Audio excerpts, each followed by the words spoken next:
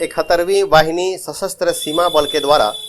पारदर्शिता और निष्पक्षता बनाए रखने हेतु जारी किया गया संपर्क नंबर।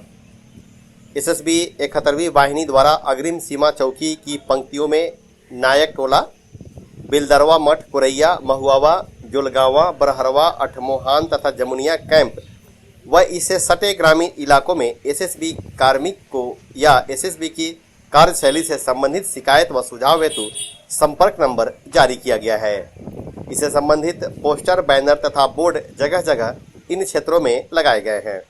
जिससे एसएसबी कार्मिकों के कार्यशैली में पारदर्शिता बनी रहे तथा किसी भी प्रकार की गड़बड़ी फैलाने वाले या गड़बड़ी करने वाले या किसी भी तरह की सुझाव हो तो इन नंबरों पर संपर्क कर दर्ज कराया जा सकता है। दर्ज कराने वाले व्यक्ति का नाम व पता गोपनीय रखा जाएगा तथा जांच की जाएगी।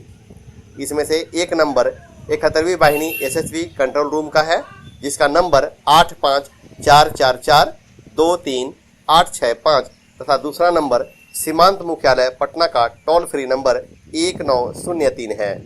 जिस पर आप निर्बाध रूप से 24 घंटे कभी भी कहीं से भी अपनी समस्या या सुझाव दर्ज करा सकते हैं।